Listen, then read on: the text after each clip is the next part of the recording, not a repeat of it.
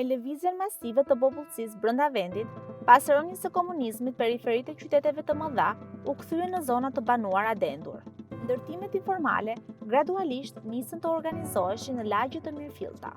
Në qytetin e Durrësit, si në shumicën e vendit, institucionet në nivel qendror dhe vendor nuk ndoqën ritmin e zhvillimit dhe i lanë zonat e reja të banimit jashtë listës së investimeve.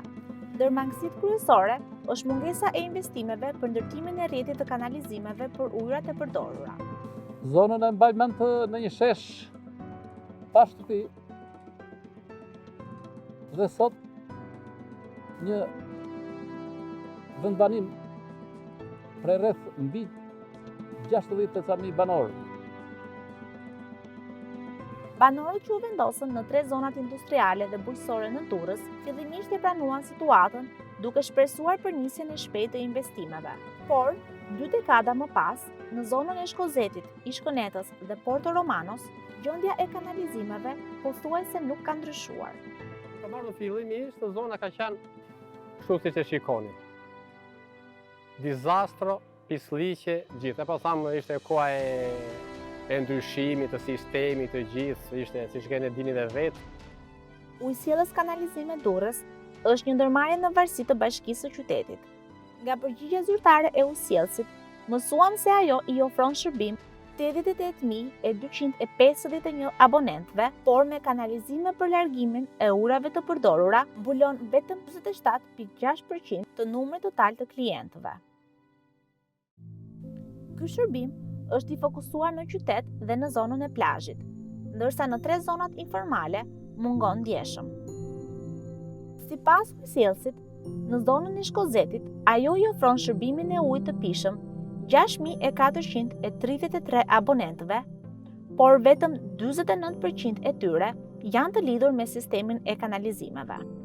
Në zonën e Ishkënetës, ujësjellësi numëron 4.688 abonentë, nga të cilët vetëm 34% janë të lidhur me rrjetin e kanalizimeve, ndërsa në zonën e Porto Romanos i ofrohet shërbimi 2.526 abonentëve, nga të cilët vetëm 14% i ofrohet shërbimi i kanalizimeve. Në atë kohë ishin 4 shtëpi në to parcelat këtu dhe kishin në gropa. Çdo njeri në shtëpi kishte gropa. Tani në 95-a dhe poshtë, kur bëri dyndja 98, 99, 97 që kanë ardhur, gjithu e të zeza si që shikoni deri në kanal. Në mungesë të rrjetit të kanalizimeve, banorët kanë ndërtuar gropa septike për grumbullimin e ujrave të përdorura, që rëndom njihen si ujrat e zeza. Sipas institucioneve shtetërore, pjesa më e madhe e tyre janë jashtë kushteve tekniko-sanitare, ndërsa një pjesë e banorëve i shkarkojnë ujrat e ndotura drejt për drejt në një kanal të hapur që dikur kishte funksion bujqësor. Kanali përshkon zonat e banuara të Shkozetit, Ishkënetës dhe Porto Romanos, duke mbledhur ujrat e zeza për t'i derdhur më pas në detin Adriatik. Ujësjellës Kanalizime Durrës në 10 vitet e fundit ka arritur të realizojë vetëm 2 investime në zonën e Shkozetit, ndërsa në Ishkënet dhe Porto Romano nuk numëron asnjë investim. Gjithashtu, Bashkia Durrës është kujtuar për kanalizimet vetëm në rrugët që ka rikonstruktuar, kryesisht në zonën e Ishkënetës. 3 vjet fiks, për i benë se nuk ka pastru kanali. Ki kanal. Akoma s'ki kanal kështu drejt nuk ka pastru. Akoma. Ujësjellësi Durrës shpjegoi se ka përgjegjësi vetëm për zonat ku ka rrjet kanalizimi për largimin e ujrave të ndotura, ndërsa kanalet bujqësore që janë kthyer në kanale për ujrat e zeza janë në administrimin e bashkisë. Ndërhyrja e vetme e Bashkisë Durrës ka qenë përqendruar në pastrimin e kanaleve dhe jo në rehabilitimin e tyre. Por, mungesa e shpeshtë e pastrimit ka sjellë përmbytjen e banesave. Rreshtet e dendura të shiut në muajin tetor të vitit që lan pas rritën nivelin e ujit të kanalit duke përmbytur lagjet aty pranë. Ujrat e zeza vërshuan brenda banesave duke rrezikuar shëndetin e mijëra banorëve. Është e 3-ta herë si po mi ujtë në shpinë. E 3-ta herë. Logaritet e si 3 herë. Ne me zërë ku po jetoj me një buk. Edhe copa bukës më ka hitë për ujtit zi të kanalit nga dorsi si për një të pejtë. Çdo vit ky kanal ka probleme. Çdo vit ka edhe përmbytje, biles edhe banorët e Përtërmarës janë përmbyt për këtë gjëra. Në të treja zonat urbane që përshkon kanali, përmbytjet kanë qenë të shpeshta. Pas sezonit të shirave, Bashkia Durrës ka nisur këto ditë pastrimin nga kallamisht të kanalit në zonën e Porto Romanos, por megjithse përgjegjëse për situatën, ajo nuk ju përgjigj një kërkese për informacion. Ujësjellësi i Durrësit gjithashtu shkarkon një pjesë të ujrave të papërpunuara në kanalin bujqësor. Kjo realizohet përmes një porte shkarkimi në stacionin e pompimit numër 9 në zonën e Shkënetës, megjithse këto ujra duhet të dërgoheshin në implantin e përpunimit. Ujësjellësi shpjegoi se kjo ndodh vetëm kur shkarkohen ujrat e shiut që përzihen me ato të përdorura. Pra, kjo situatë krijohet kur ka reshje shiu, por nga monitorimi ynë përgjatë sezonit veror, ujësjellësi derte ujrat në kanal megjithse kishte muaj pa rënë shi. Ai shpjegon se nuk ka një master plan për kanalizimet, por në bashkëpunim me Agjencinë Franceze për Zhvillim, do të hartojnë projektin për sistemimin e ujrave të ndotura dhe atyre të shiut. Masterplani i ujrave të kanalizimeve duhet të vijë mbas hartimit të planit të rregullues të qytetit dhe planeve të densifikimit të saj, të lagjeve që qyteti ka. Së pari, dhe kjo gjë nuk ka ndodhur. Në vitin 2017, tarifat e shërbimit të ujësjellësit u rritën nga 65 lek për metër kub në 71 lek për metër kub. Por, duket se 3 vite më pas, shërbimi në zonat e analizuara ka mbetur në vend numër A. Ndërsa pushteti qendror ka vjelur miliona euro tarifa përmes procesit të legalizimit në 3 zonat informale. Mbledhja e të ardhurave të legalizimit, çka do të thotë vlerja e parcelës, vlerja e ndërtesës dhe njëkohësisht taksa e ndikimit në infrastrukturë, vjelja e këtyre taksave dhe njëkohësisht më pas kthimi i këtyre taksave në urbanizim. Ndryshe nga qëllimi i ligjit, që përveç formalizimit të ndërtimeve pa leje, synonte integrimin urban përmes investimeve, këto zona u la në harres. Mbuluar ndikimin e infrastrukturë, duhet të kishin mbuluar sistemin e ujësjelljes kanalizime dhe duhet të kishin mbuluar një seri çështje tjera që janë të nevojshme bazë dhe të drejtash themelore për këta banorë. Lekët e këtyre banorëve janë mbledhur për gati 20 vite dhe lekët nuk janë kthyer më në zonë. Banorët ndër vite kanë protestuar dhe janë drejtuar bashkisë me kërkesa dhe peticione për përmirësimin e situatës, por pushteti vendor i ka injoruar kërkesat e tyre. Kemi bërë peticione, protesta, mediatike dhe të shkruara. Dhe me bashkinë, takime me bashkinë e Durrësit. Dhe AKUM-in, Agjencinë Kombëtare të Kanalizimit dhe Mbetjeve.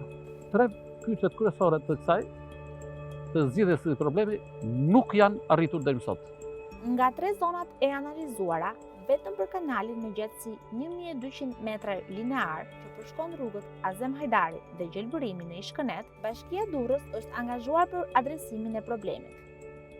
Qëndrim nga bashkia e parë, domethënë përfaqësuesi i bashkisë të parë, që dha dorë që kishim një premtim se do të bëhej rehabilitimi i kësaj zone. Sipas prefektit të qarkut, Durrës, puna u ndërprer nga tërmeti i shtatorit dhe nëntorit në vitin 2019.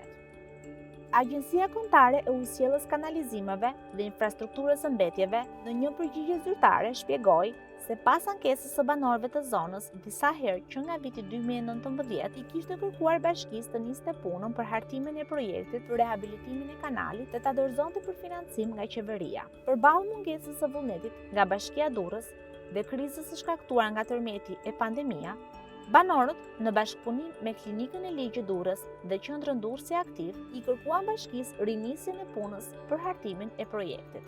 Në janar të këtij viti, Bashkia Durrës njoftoi se ka rinisur angazhimi i saj duke përfshirë në buxhetin e vitit 2021 hartimin e projektit për rehabilitimin e kanalit. Sipas regjistrit të parashikimeve, puna pritet të nisë në muajin shtator.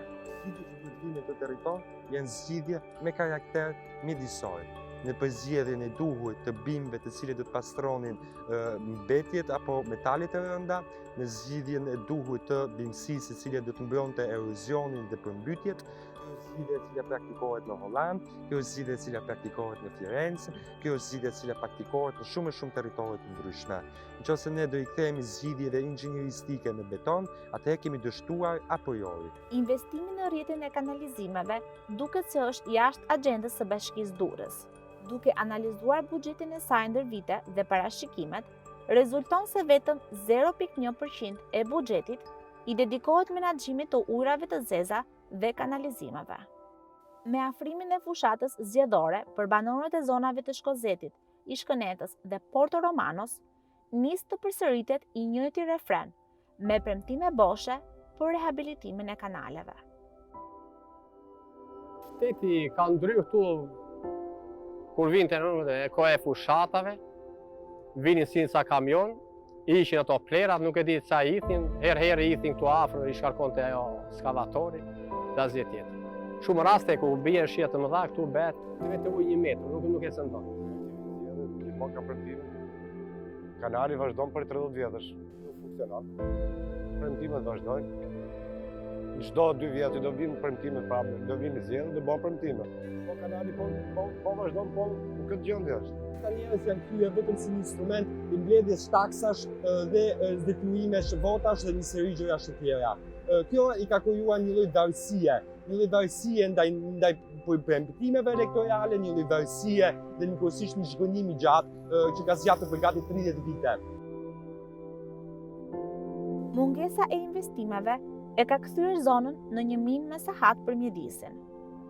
Kontrolli i lartë i shtetit në auditimin me titull Ndotja e deteve, zhvilluar në vitin 2019, e renditi zonën e Porto Romanos si një ndër më të ndotura, pasoja që lidhen qartësisht me shkarkimin e ujrave urbane të papërpunuara. Procesi i eutrofikimit të ujrave është shoqëruar me rritjen e algave shqetësuese që mund të kenë edhe pasoja toksike, si dhe rritjen e turbullirës së ujit, shtimin e lumit, ngordhjen masive të peshqve e të tjera pasoja shkatëruese për ekosistemin. Prefekti i qarku Durrës, Roland Nasto, në një përgjigje zyrtare, shpjegoi se situata mbahet në kontroll përmes monitorimit nga ana shëndetësore dhe punohet her pas here për pastrimin e tij nga Bashkia Durrës. Ne ju drejtuam Institutit të Shëndetit Publik dhe Agjencisë Kombëtare të Mjedisit për të mësuar nëse ato kanë kryer matje të nivelit të ndotjes në kanal apo në derdhjen e tij në detin Adriatik, por rezultoi se asnjë institucion shëndetësor apo mjedisor nuk e mban në monitorim përmes matjeve shkencore kanalin që rrezikon të kthehet në burim infeksioni. Megjithse Agjencia e Menaxhimit të Burimeve Ujore dhe Agjencia Kombëtare e Bregdetit duken larg ushtrimit të funksioneve të tyre, ja faturuan monitorimin e ndotjes së kanalit Agjencisë Kombëtare të Mjedisit. Ndërsa kjo e fundit u përgjigj se kanalet nuk janë pjesë e rrjetit të monitorimit. Mungesa e investimeve për rrjetin e kanalizimeve dhe ndërhyrjes nga institucionet përgjegjëse që kanë funksion mjedisor dhe shëndetësor ka krijuar edhe rrethanat e një diskriminimi ndaj banorëve të 3 zonave. Është një diskriminim racor, është një diskriminim e mbase edhe etnik ndonjëherë vazhdimisht shohim edhe fjalë përballëse përballë televizionit ku nga politikanë të ndryshëm mbajnë qëndrime ndërmjet banorëve të kategorisë parë dhe banorëve të kategorisë 2, banorëve të cilët ndodhen në periferi dhe banorëve të cilët ndodhen në qytete. Raporti i gjendjes në mjedis për vitin 2019 gjeti se në qytetin e Durrësit dhe Vlorës, ujrat urbane shkarkohen nëpërmjet stacioneve të pompimit. Në qytetin e Durrësit, ujrat urbane shkarkohen në det, në zonën e Porto Romanos. Vlerat aty rezultuan mbi normën e lejuar, referuar për mbajtjes së lëndëve totale në suspension. Sipas Agjencisë Kombëtare të Mjedisit, përgjegjësinë për shkarkimin e ujrave të ndotura në det e ka Bashkia e qytetit. Ndotja e ujrave përbën një vepër penale dhe dënohet nga ligji. Nga Prokuroria e Durrësit, mësuam se në vitet 2010 deri në 2020 janë referuar 6 raste për nenin 201 të kodit penal, ndotja e ajrit, e ujrave dhe e tokës, nga të cilat në një rast është pushuar hetimi dhe për 5 të tjera vijon ende.